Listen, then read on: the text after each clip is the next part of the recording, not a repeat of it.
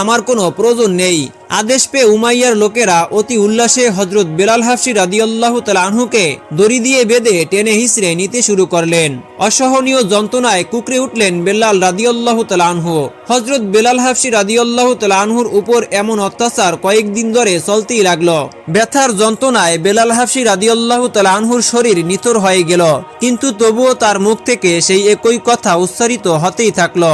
তিনি বলতে লাগলেন, আল্লাহ এক, আল্লাহ এক, সুবহানাল্লাহ, সুবহানাল্লাহ। এই সময় আবু জাহেল এগিয়ে এসে বলল, এই বেয়াদবটাকে আর অসহনীয় এবং কঠোর শাস্তি দিতে হবে, নইলে তার আক্কেল আসল ঠিকানায় আসতে পারবে না। তারপর তারা দুপুরে কাঠফাটা রোদে হযরত বেলাল হাবশী রাদিয়াল্লাহু তাআলা আনহুকে মরুভূমির উত্তপ্ত বালুতে চিৎ করে শুইয়ে দিল। আহা, কি নিষ্ঠুর উমাইয়া এবং তার লোকেরা! হযরত বেলাল হাবশী রাদিয়াল্লাহু তাআলা আনহুকে উত্তপ্ত বালুতে চিৎ করে শুইয়ে দিয়েও তারা কখনো ক্ষান্ত হলো না। হযরত বেলাল রাদিয়াল্লাহু তাআলা আনহুর বুকের উপরে খুব বড় একটা পাথর চাপা দিয়ে দিল এবং বলল, তুই যে পর্যন্ত তোর আল্লাহ এবং মুহাম্মদের বাণী ছেড়ে আমাদের দেবতা হাবল, লাত, উজ্জা এদের নাম না নিবি, ততক্ষণ পর্যন্ত তোকে এই অবস্থাতেই রাখা হবে। উত্তপ্ত বালুর উপর শুয়ে রেখে বিশাল পাথর বুকের উপর চাপা দেওয়ার ফলে হযরত বেলাল রাদিয়াল্লাহু তাআলা আনহুর প্রাণ বেরিয়ে যাওয়ার উপক্রম হলো। যন্ত্রণা সহ্য করার ক্ষমতা নেই, তবুও মুখে তার আল্লাহর নাম, সুবহানাল্লাহ, সুবহানাল্লাহ। সেই মুহূর্তেও বেলাল হাবশী রাদিয়াল্লাহু তাআলা আনহু আল্লাহ পাক রব্বুল আলামিনকে ভুলতে পারল না। একসময় হযরত বেলাল রাদিয়াল্লাহু তাআলা আনহু জ্ঞান হারিয়ে ফেললেন। কিছুক্ষণ পরে তার জ্ঞান ফিরে এলো, কিন্তু তখন তিনি উঠতে পারল না। মরার মতোই তিনি পড়ে রইলেন। এই সময় তিনি শুনতে পেলেন দুইজনের মাঝে কথাবার্তা হচ্ছে। একজন ছিল তার নির্দয় মনিব, আর একজন হচ্ছেন হযরত আবু বকর রাদিয়াল্লাহু তাআলা আনহু। হযরত আবু বকর রাদিয়াল্লাহু তাআলা আনহু বললেন, উমাইয়া, তুমি এই লোকটিকে আর কতই বা যন্ত্রণা দিবে? এর প্রতি তুমি একটু সদয় হও, অথবা তুমি একে অর্থের বিনিময়ে বিক্রি করে দাও। উমাইয়া উত্তরে বলল, না, তা হয় না। অবাধ্য গোলামকে বশে না এনে শুধু টাকা পয়সার জন্য তাকে আমি ছেড়ে দিব না। তারপর হযরত আবু বকর রাদিয়াল্লাহু তাআলা আনহু বললেন, না হয় আমার কাছে বিক্রি করে দাও।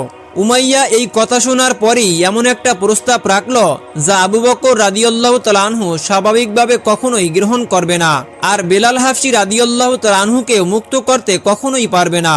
উমাইয়া বলল, আপনি যদি এই কালো গোলামের বদলে আপনার কৃতিদাসী হুমাকে এবং সেই সাথে আরো 100 দিরহাম দেন, তবে আমি তাকে আপনার কাছে ছেড়ে দিব। প্রস্তাব শুনে হযরত আবু বকর রাদিয়াল্লাহু তাআলা আনহু রাজি হয়ে গেলেন। সেখানে কুরাইশদের নেতা আবু সুফিয়ানও উপস্থিত ছিল। আবু সুফিয়ান বলল, মক্কার প্রথা অনুযায়ী এবং নিয়ম অনুযায়ী সাজাপ্রাপ্ত অবস্থায় কোনো কৃতিদাসকে বিক্রি করা যায় না। উত্তরে উমাইয়া বলল, আপনার কথা আমি স্বীকার করি, কিন্তু এই কৃতিদাস তো এখন মৃত্যু বলে এটার দাম 100 দিরহাম ধরেছি। এই সময় বহু কষ্টে হযরত বেলাল রাদিয়াল্লাহু তাআলা আনহু একবার চোখ খুললেন এবং উমাইয়া দৌড়ে তার কাছে গেল। উমাইয়া যখন দেখল হযরত বেলাল রাদিয়াল্লাহু তাআলা আনহু বেঁচে আছেন, তখন তার উল্লাস আর কে দেখে। উমাইয়া খুশি হয়ে বলল, এ দেখি সত্যি সত্যি বেঁচে আছে। উমাইয়া তখন হযরত আবু বকর রাদিয়াল্লাহু তাআলা আনহুর কাছে এসে দাবি করলো, এখন আমি তাকে 200 দিরহাম করে বিক্রি করব, না হয় বিক্রি করব না। হযরত আবু বকর রাদিয়াল্লাহু তাআলা আনহু উমাইয়ার প্রস্তাবে রাজি হয়ে গেলেন এবং লেনদেন মিটিয়ে ফেললেন। তারপরে হযরত আবু বকর রাদিয়াল্লাহু তাআলা আনহু উমাইয়াকে বলল, উমাইয়া, তুমি বেলালের মর্যাদা বুঝতে পারোনি, আমি তাকে ইয়েমেনের রাজ্যের চেয়ে বেশি মূল্যবান মনে করি। তারপরে হযরত বেলাল রাদিয়াল্লাহু তাআলা আনহুর বুক থেকে ভারী পাথর সরিয়ে দেয়া হলো, বাঁধন খুলে দেয়া হলো। অতি কষ্টে হযরত বেলাল রাদিয়াল্লাহু তাআলা আনহু চোখ খুললেন। তিনি দেখলেন হযরত আবু বকর রাদিয়াল্লাহু তাআলা আনহুর পালিত সন্তান যায়েদ তার পাশে দাঁড়িয়ে আছেন।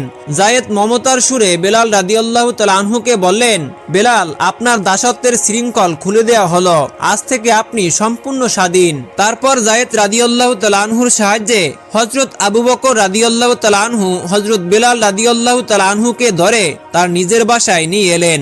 হযরত বেলাল রাদিয়াল্লাহু তাআলা আনহুকে এত মানসিক এবং শারীরিকভাবে নির্যাতন করা হয়েছে এবং এমনভাবে মারা হয়েছে যে যার ফলে আরো 5 দিন পর্যন্ত জীবন মৃত্যুর সাথে লড়াই করতে হয়েছে। তারপর 6 দিন পরে বেলাল রাদিয়াল্লাহু তাআলা আনহু ঘর থেকে বের হলেন। এই দৃশ্য দেখে হযরত আবু বকর রাদিয়াল্লাহু তাআলা আনহুর আনন্দের সীমা ছিল না। তিনি বললেন, প্রিয় বেলাল, আমি তোমার মতো ভাগ্যবান লোক আর পৃথিবীতে একটাও দেখিনি। মহানবী হযরত মুহাম্মদ মুহাম্মদ সাল্লাল্লাহু আলাইহি ওয়াসাল্লাম 3 দিন ধরে তোমার বিছানায় বসে তোমার রোগ মুক্তির জন্য আল্লাহ পাক রব্বুল আলামিনের কাছে দোয়া করেছেন। যখন তোমার জ্বর কমে গেল এবং আশঙ্কা কেটে গেল তখন তিনি বাড়িতে গিয়েছেন। সুবহানাল্লাহ।